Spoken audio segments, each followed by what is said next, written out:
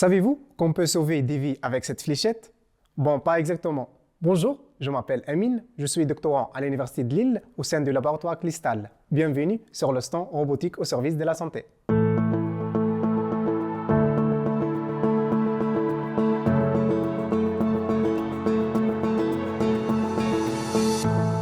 Est-ce que vous savez que le cancer est l'une des premières causes de mortalité dans le monde? Faciliter les soins est l'un des grands défis actuels.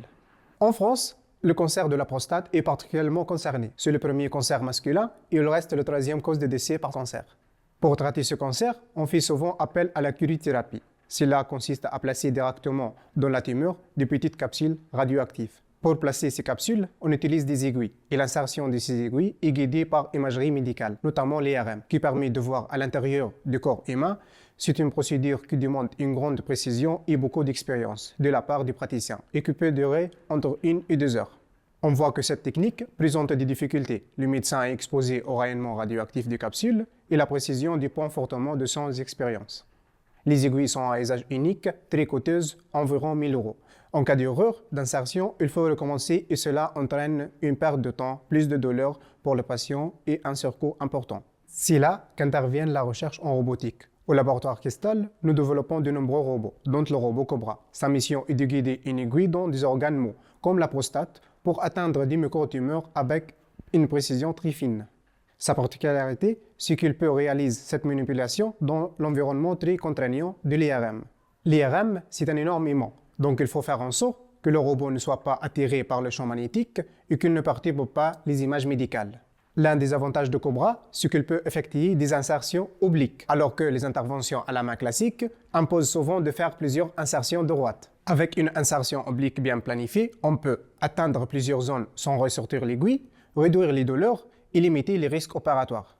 Autre avantage, le praticien téléopère le robot à distance avec une manette. Il n'est pas donc exposé directement au champ magnétique, au rayonnement de l'IRM, ni au rayonnement radioactif des capsules. Pour bien comprendre de quoi on parle, faisons une expérience. Voici un jeu de fléchettes un peu particulier. Le cible est en mouvement de manière aléatoire, le but est de viser le centre malgré tout.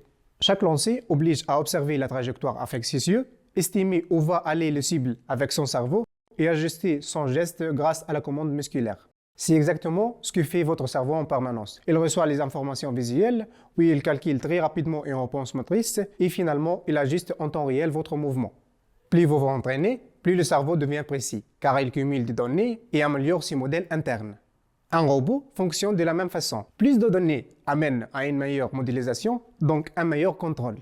Revenons à notre robot Cobra. Pour aller encore plus loin, utilise une aiguille spéciale, déformable, actionnée par 4 câbles, un peu comme une marionnette à fil. Cela permet de corriger sa forme en temps réel.